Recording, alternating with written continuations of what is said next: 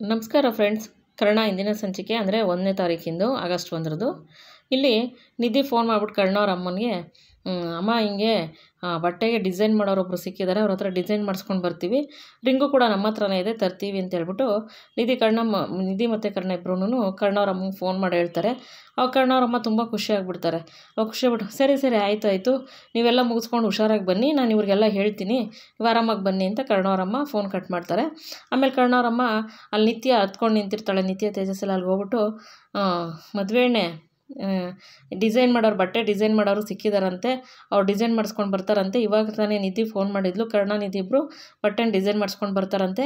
ಮತ್ತು ಇನ್ನೊಂದೇನು ಗೊತ್ತಾ, ಎಂಗೇಜ್ಮೆಂಟ್ ರಿಂಗ್ ಕೂಡ ಅವ್ರ ಹತ್ರನೇ ಇದೆಯಂತೆ, ಅವರೇ ತರ್ತಾರಂತೆ, ನೀನೇನು ಯೋಚನೆ ಮಾಡ್ಬೇಡ ಅಂದಾಗ ಅಂತಾಳೆ ನಿತ್ಯ, ಹೌದು ನೀನೇನು ಯೋಚನೆ ಮಾಡಬೇಡ, ನೀನು ಖುಷಿಯಾಗಿರಬೇಕು, ಈ ಥರ ಇರಬಾರ್ದು, ಎಂಗೇಜ್ಮೆಂಟ್ ದಿವಸ ನೀನು ಖುಷಿಯಾಗಿರಬೇಕು, ಈ ದಿನ ನಿನಗೆ ತುಂಬ ಮುಖ್ಯವಾದದ್ದಲ್ವಾ, ದಿನ ಪೂರ್ತಿ ನೀನು ನಗ್ನಗ್ತಾ ಖುಷಿಯಾಗಿರಬೇಕು ಮಗಳೇ ಅಂತ ಅಂದ್ಬಿಟ್ಟು ಕರ್ಣವ್ರಮ್ಮ ನಿತ್ಯಂಗೆ ಹೇಳ್ತಾರೆ. ಅವಳು ಅಮ್ಮ ಅಂತ ತಪ್ಪಿಕೊಂಡು ಅಳ್ತಾಳೆ. ಅವಾಗ ಸಮಾಧಾನ ಮಾಡ್ತಾರೆ. ತೇಜಸ್ ಕೂಡ ಅಲ್ಲೇ ಇರ್ತಾರೆ. ಸರಿ ಅಂದ್ಬಿಟ್ಟು ಆಮೇಲೆ ನಿತ್ಯ, ಎಲ್ಲ ಸರಿ ಹೋಯ್ತು ತೇಜಸ್, ಅಪ್ಪ ಅಮ್ಮಂಗೆ ಕಾಲ್ ಮಾಡಿದ್ಯಾ, ಎಲ್ಲಿದ್ದಾರಂತೆ, ಬರ್ತಾಯಿದ್ದಾರಂತ ಅಂದಾಗ, ಅದು ನಿತ್ಯ ಫೋನ್ ಮಾಡ್ತೀನಿ ಇವಾಗ, ನಾನು ಬಿಸಿಲಿ ಮರ್ತುಬಿಟ್ಟೆ, ಫೋನ್ ಮಾಡ್ತೀನಿ ಅಂತ ಅಂದ್ಬಿಟ್ಟು ಗಾಬರಿ ಆಯ್ತಾನೆ.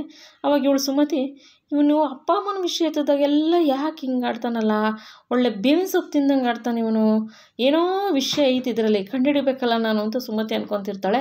ಆಮೇಲೆ ಕಂಡುಹಿಡಿತೀನಿ, ನಾಯಿ ಬಾಲ ಹಿಡ್ಕೊಂಡ್ರೆ ವಿಷಯ ಗೊತ್ತಾಗುತ್ತೆ, ಕಂಡುಹಿಡಿತೀನಿ ನಾನು ಅಂತ ಸುಮತಿ ಅನ್ಕೊತಿರ್ತಾಳೆ. ಈ ಕಡೆ ಏನಾಗುತ್ತೆ, ಕರ್ಣ ಮತ್ತು ನಿಧಿ ಇಬ್ಬರೂ ಬಟ್ಟೆ ಡಿಸೈನ್ ಮಾಡೋರೊಬ್ಬರು ಟೈಲರ್ ಹತ್ರ ಹೋಗ್ತಾರೆ. ಅವರು ಈ ಥರ ಡಿಸೈನ್ ಮಾಡಿಕೊಡ್ಬೇಕು ಅಂತ ಅಂದ್ಬಿಟ್ಟು ಕೇಳ್ಕೊತಾರೆ ಕರ್ಣ ಮತ್ತು ನಿಧಿ. ಆಯಿತು ಮಾಡ್ಕೊಡೋಣ ಬಿಡಿ, ಅದಕ್ಕೇನಂತೆ, ಒಂದು 3-4 ಅವರ್ಸಲ್ಲಿ ಮಾಡ್ಕೊಟ್ಬಿಡ್ತೀನಿ, ನೀವೇನಾದ್ರು ಕೆಲಸ ಇದ್ದರೆ ಮುಗಿಸ್ಕೊಂಡು ಬನ್ನಿ ಅಂತ ಅವ್ರು ಹೇಳ್ತಾರೆ. ಆವಾಗ ನಿಧಿ, ಮೇಡಮ್ ಇಲ್ಲ 3-4 ಅವರ್ಸ್ ಆಗಲ್ಲ, ಇವಾಗಲೇ ಎಂಗೇಜ್ಮೆಂಟ್ ಇದೆ, ಸ್ವಲ್ಪ ಬೇಗ ಮಾಡಿಕೊಡಿ ಪ್ಲೀಸ್ ಅಂತ ಕೇಳ್ಕೊತಾಳೆ.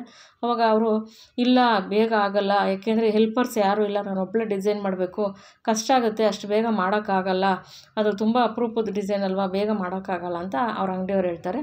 ಆವಾಗ ಕರ್ಣ, ನಿಮ್ಗೆ ಯಾರು ಹೆಲ್ಪರ್ ಇಲ್ವಾ, ನಾನು ಹೆಲ್ಪ್ ಮಾಡ್ತೀನಿ ಅಂತ ಕರ್ಣ ಹೇಳ್ತಾರೆ. ಅವಾಗ ಇವಳು ನಿಧಿ ಶಾಕ್ ಆಗಿಬಿಡ್ತಾಳೆ, ಇವ್ರು ಹೆಲ್ಪ್ ಮಾಡ್ತಾರಾ ಅಂತ ಅಂದ್ಬಿಟ್ಟು. ಅವಾಗ ನನಗೆ ಹಾಸ್ಪಿಟ್ಲಲ್ಲಿ ಹೊಲಿಗೆ ಹಾಕೋ ಅಭ್ಯಾಸ ಇದೆ, ನಾನು ಹೆಲ್ಪ್ ಮಾಡ್ತೀನಿ ನಿಮಗೆ ಅಂತ ಕರ್ಣ ಹೇಳ್ತಾರೆ. ಅವಾಗ ಎಲ್ಲರೂ ನಗ್ತಾರೆ ಅವರು.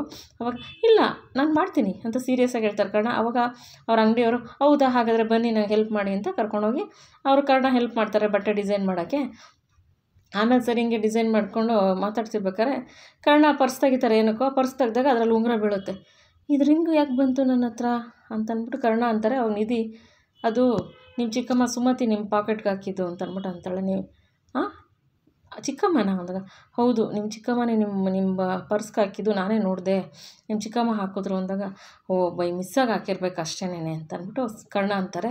ಅವಾಗ ನಿಧಿ, ನಿಮ್ಮ ಸುತ್ತನೇ ನಿಮಗೂ ಎಷ್ಟು ಬಲೆ ಎಣಿತಿದ್ದಾರೆ ನಿಮ್ಮ ಮನೆಯವರೇ ಸರ್, ಅದು ನಿಮ್ಗೆ ಅರ್ಥನೇ ಆಗ್ತಾಯಿಲ್ಲ, ನೀವೆಲ್ಲರನ್ನೂ ಅಮಾಯಕರು ಅಂತ ತಿಳ್ಕೊಂಡಿದ್ದೀರ ಸರ್, ಅವ್ರು ಯಾರೂ ಅಮಾಯಕರಲ್ಲ ಸರ್, ನಿಮ್ಮನ್ನು ಉಪಯೋಗಿಸ್ಕೊತಾ ಇದ್ದಾರೆ ಸರ್, ನಿಮ್ಗೆ ಯಾಕೆ ಇದು ಅರ್ಥ ಆಗ್ತಾಯಿಲ್ಲ, ನನಗೆ ಏನು ಹೇಳಿದ್ರು ನಿಮ್ಗೆ ಅರ್ಥ ಆಗ್ತಿಲ್ಲ, ಅದು ಅಲ್ಲದೆ ನಿಮ್ಮ ಮನೆಯವ್ರು ಯಾಕೆ ಸರ್ ನಿಮ್ಮ ಮೇಲೆ ಈ ಥರ ಎಲ್ಲ ಹಾಗೆ ಸಾಧಿಸ್ತಿದ್ದಾರೆ, ಏನು ನಡೀತಾ ಇದೆ ಅಂತ ನನಗೆ ಗೊತ್ತಾಗ್ತಿಲ್ವಲ್ಲ ಅಂತ ಅಂದ್ಬಿಟ್ಟು ನಿಧಿ ಅನ್ಕೊತಾ ಇರ್ತಾಳೆ ಕರ್ಣನ ಬಗ್ಗೆ.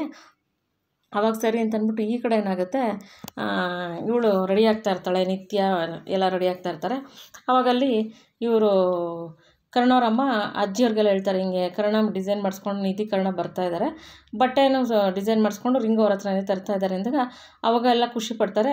ಕರ್ಣವ್ರ ಅಜ್ಜಿ ಮಹಾಲಕ್ಷ್ಮಿಯವರು, ನೋಡ್ದಾ ನಾನು ಹೇಳ್ದೆ ತಾನೇ, ನನ್ನ ಮೊಮ್ಮಗ ಯಾವ ಕೆಲಸ ಹಿಡಿದ್ರು ಅದನ್ನು ಬಿಡಲ್ಲ ಅಂತ, ಅವನು ಎಷ್ಟೇ ಆಗಲಿ ಸೂಪರ್ ಮ್ಯಾನು, ಅವನು ಯಾವ ಕೆಲಸ ಬೇಕಾದ್ರೂ ಮಾಡ್ಕೊಬತ್ತಾನೆ, ನನ್ನ ಕರ್ಣ ಹಂಗೆ ಗೊತ್ತಾ ಅಂತ ಅಂದ್ಬಿಟ್ಟು ಅಂದಾಗ ಎಲ್ಲರೂ ಖುಷಿ ಪಡ್ತಾರೆ. ಅವಾಗ ಒಂದು ಕೆಲಸ ಮಾಡಿ, ನೀವು ರೆಡಿ ಆಗ್ರಿ, ಪಾರೆ ಮೊಡ್ಜಡೆ ನಿನ್ನನ್ನು ರೆಡಿ ಮಾಡ್ತೀನಿ ನಾನು ಅಂತ ಅಂತಾರೆ. ಅಯ್ಯಮ್ಮ ಬೇಡಮ್ಮ, ನಾನು ಇವಾಗ ರೆಡಿಯಾಗಿರೋದೇ ಸಾಕು ಅಂದಾಗ, ಇವತ್ತು ನಿನ್ನ ಮೊಮ್ಮಗಳ ಎಂಗೇಜ್ಮೆಂಟು, ನೀನು ಹೆಂಗೆ ರೆಡಿ ಆಗಬೇಕು ಗೊತ್ತಾ, ನೀನೇ ಮದುಮಗಳಂಗೆ ಕಾಣ್ತಿರ್ಬೇಕು, ಇದಾ ರೆಡಿ ಆಗೋದು, ಬಾ ನಾನು ರೆಡಿ ಮಾಡಿಸ್ತೀನಿ ಅಂತ ಅಂತಾರೆ. ಅವಾಗ ಅವರು ನಿತ್ಯವ್ರ ಅಜ್ಜಿ ಶಾಂತಿಯವರು, ಇಲ್ಲ ಬೇಡ ಕಣೆ ಅಲ್ಕವ್ವ, ನಾನು ಹಿಂಗೆ ಇರ್ತೀನಿ ಅಂದಾಗ, ಬಾರೆ ನಾನು ನೀನು ರೆಡಿ ಮಾಡಬೇಕು ಬಾರೆ ಅಂತೇಳ್ಬಿಟ್ಟು ಕರ್ಕೊಂಡು ಹೋಗ್ತಾರೆ. ಈ ಕಡೆ ಏನಾಗುತ್ತೆ, ಕರ್ಣವ್ರು ಡಿಸೈನ್ ಮಾಡಿಸ್ತಾ ಇರ್ತಾರೆ. ಕರ್ಣವ್ರಿಗೆ ಇವರು ಫೋನ್ ಮಾಡ್ತಾರೆ, ಪಾಂಡುರಂಗ, ಪಾಂಡುರಂಗ ಫೋನ್ ಮಾಡ್ತಾರೆ. ಅವರು ಈವೆಂಟ್ ಮ್ಯಾನೇಜ್ಮೆಂಟ್ ತೊಗೊಂಡಿರ್ತಾರೆ. ಆವಾಗ ಕರ್ಣ ಎಲ್ಲ ಸರಿ ಇದೆಯಾ ಸರ್ ಅಲ್ಲಿ ಏನು ಪ್ರಾಬ್ಲಮ್ ಇಲ್ವಾ ಅಂತ ಕರ್ಣವರು ಅವ್ರನ್ನ ಕೇಳ್ತಾರೆ. ಸರ್ ಈ ಪಾಂಡುರಂಗ ಇದ್ಮೇಲೆ ಎಲ್ಲ ಓಕೆ ಸರ್, ನೀವು ಯಾವ ಕೆಲಸ ಹೇಳಿದ್ರು ನಾನು ಮಾಡ್ದಂಗೆ ಇರಲ್ಲ ಸರ್, ಎಲ್ಲ ಓಕೆ ಪರ್ಫೆಕ್ಟಾಗಿ ಮಾಡ್ತಾಯಿದ್ದೀನಿ ಸರ್, ನೀವೇನು ಟೆನ್ಷನ್ ಮಾಡ್ಕೊಬೇಡಿ ಸರ್, ನಾನು ಇದ್ಮೇಲೆ ಎಲ್ಲ ಆರಾಮಾಗುತ್ತೆ, ನೀವು ಆರಾಮಾಗಿ ಮುಗಿಸ್ಕೊಂಡು ಬನ್ನಿ, ಈ ಫಂಕ್ಷನ್ ಹೆಂಗೆ ಮಾಡ್ಕೊಡ್ತೀನಿ ನೋಡಿ ನಾನು ಅಂತ ಹೇಳ್ಬಿಟ್ಟು ಆ ಕಡೆಯಿಂದ ಪಾಂಡುರಂಗ ಹೇಳ್ತಾರೆ. ಓಕೆ ಆಯಿತು ಅಂದ್ಬಿಟ್ಟು ಮಾತಾಡ್ತಿರ್ತಾರೆ. ಈ ಕಡೆ ನಿಧಿಗೊಂದು ಕಾಲ್ ಬರುತ್ತೆ.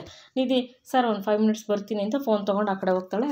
ಆವಾಗ ಸರಿ ಅಂದ್ಬಿಟ್ಟು ಮತ್ತೆ ಕಟ್ಟಾಗುತ್ತೆ, ಮತ್ತೆ ಫೋನ್ ಬರುತ್ತೆ. ಯಾಕೆ ಇವ್ರು ರಮೇಶ್ ಅವ್ರು ಪದೇ ಪದೇ ಕಾಲ್ ಮಾಡ್ತಿದ್ದಾರಲ್ಲ, ನನಗೆ ಏನು ವಿಷಯ ಇರ್ಬೋದು ಅಂದ್ಬಿಟ್ಟು ಹಲೋ ಅಂತಂದ್ಬಿಟ್ಟು ಅಂತಾಳೆ.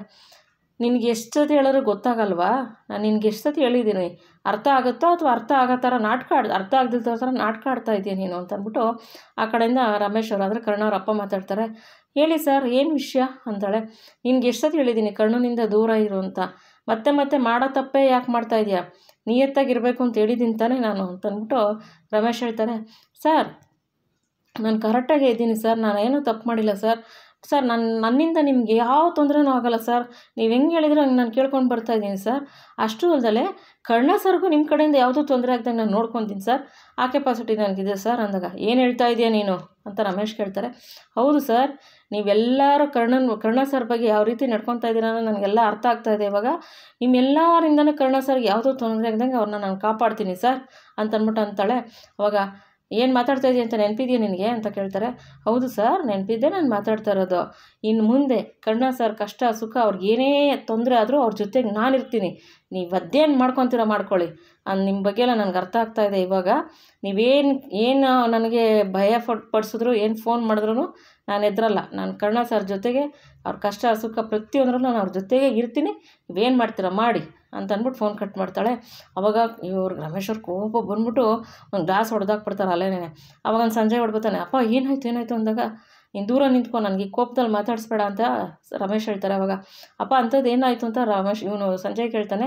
ಅವಾಗ ಅವಳು ನಿಧಿ ಎಷ್ಟು ಜಂಬ ನನ್ನ ಹತ್ರನೇ ತಿರ್ವಾಕೊಂಡು ಮಾತಾಡ್ತಾಳೆ, ನಾನು ಕರ್ಣ ಸರ್ ಜೊತೆಗೆ ಇರ್ತೀನಿ, ಏನು ಮಾಡ್ಕೊ ಅಂತ ಕೇಳ್ತಾಳೆ.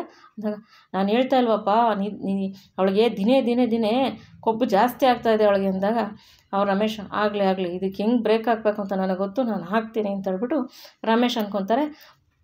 ಈ ಕಡೆ ಏನಾಗುತ್ತೆ, ಇವ್ರನ್ನ ಅಜ್ಜಿ ಕರ್ಕೊಂಡೋಗಿರ್ತಾರಲ್ಲ ಮಹಾಲಕ್ಷ್ಮಿಯವರು ಶಾಂತಿಯವ್ರನ್ನ, ಅಲ್ಲಿ ಮೇಕಪ್ ಮಾಡೋರನ್ನ ಈ ಚನ್ನಪಟ್ಟಣದ ಗೊಂಬೆ ನೋಡಿದ್ದೀರಾ ನೀವು ಅಂತ ಕೇಳ್ತಾರೆ. ಅವರು ಹ್ಞೂ ಮೇಡಮ್ ಟಿ ವಿಲಿ ಮತ್ತು ಎಲ್ಲದರಲ್ಲೂ ಪಿಕ್ಚರಲ್ಲಿ ನೋಡಿದ್ದೀವಿ ಅಂತ ಅವ್ರು ಹೇಳ್ತಾರೆ.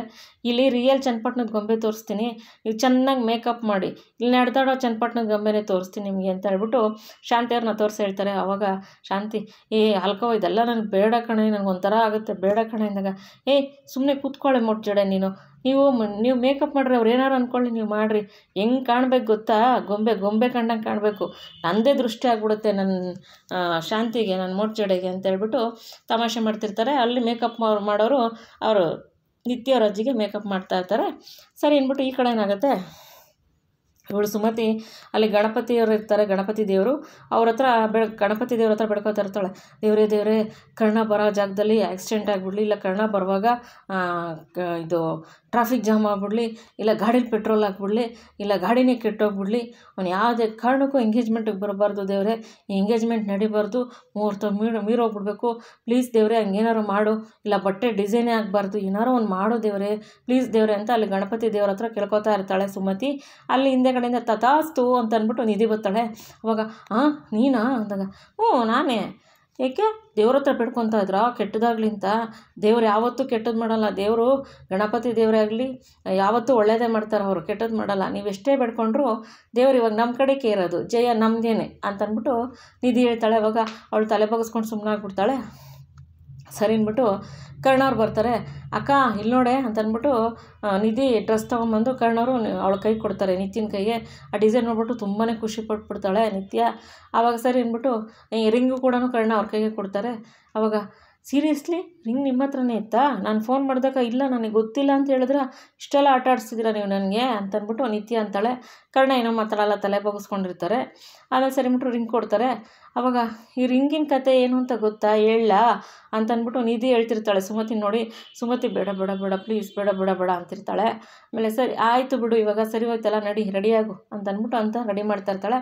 ಅಷ್ಟರಲ್ಲಿ ಮತ್ತೆ ಇವಳು ನಿಧಿ ಏನು ಮಾಡ್ತಾಳೆ, ಅಲ್ಲ ನಿತ್ಯ ತೇಜಸ್ ಅಪ್ಪ ಅಮ್ಮ ಬರ್ತಾ ಇದ್ದಾರಾ ಅಂತಂದ್ಬಿಟ್ಟು ಅಂದಾಗ ಕರ್ಣ ಅವಾಗ ನನ್ನಿಂದ ಒಂದು ತಪ್ಪಾಗೋಗಿದೆ ಅಂದಾಗ ಏನು ರೀ ಅದು ಮತ್ತೇನು ಮಾಡಿದ್ರಿ ಅಂದಾಗ ಏನಿಲ್ಲ ನಾನು ಗಡಿಬಿಡಿಲಿ ಅವ್ರ ಫ್ಲೈಟ್ನ ಇವತ್ತಾಗೋ ಬದಲು ಇನ್ನೊಂದು ದಿವ್ಸಕ್ಕೆ ಸಿಕ್ಬಿಡ್ತು, ಇವತ್ತಿಗೆ ಸಿಕ್ಕಿಲ್ಲ, ಅದರಿಂದ ಅವ್ರು ಬರ್ತಾಯಿಲ್ಲ ಅಂತ ಕರ್ಣ ಹೇಳ್ತಾರೆ. ಅವಾಗ ಏನ್ರಿ ಮಾತಾಡ್ತಿದ್ದೀರಾ ನೀವು ಒಂದು ಕೆಲಸ ಕೊಟ್ಟರೆ ಒಂದು ಕೆಲಸನೂ ನೆಟ್ಟಗೆ ಮಾಡಲ್ವಲ್ರಿ, ಎಲ್ಲ ಎಡವಟ್ಟಾಗೆ ಮಾಡ್ತಾಯಿದ್ದೀರಲ್ರಿ, ಯಾಕ್ರಿ ಈ ಥರ ಎಲ್ಲ ಮಾಡ್ತೀರಾ ನೀವು?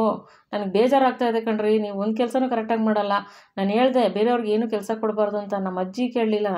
ಇವಾಗ ನೋಡಿ ಅವರೇ ಬರ್ತಾಯಿಲ್ಲ ಅಂದರೆ ಹೆಂಗ್ರಿ ಅಂತಂದ್ಬಿಟ್ಟು ಬೇಜಾರಾಗ್ಬಿಡ್ತಾಳೆ ನಿತ್ಯ. ಆವಾಗ ಮತ್ತೆ ಇನ್ನೊಂದು ಸತಿ ತೇಜಸ್ ಬಂದು ನಿತ್ಯ ಹೋಗ್ಲಿ ಬಿಡು ಅಂತ ಹೇಳಕ್ಕೆ ಬಂದಾಗ ತೇಜಸ್ ಸುಮ್ಮನಿರು ಅಂತಂದ್ಬಿಟ್ಟು ಇನ್ನೊಂದು ಸತಿ ಹೇಳಿ ಏನು ಅಂತ ಕೇಳ್ತಾಳೆ ನಿತ್ಯ.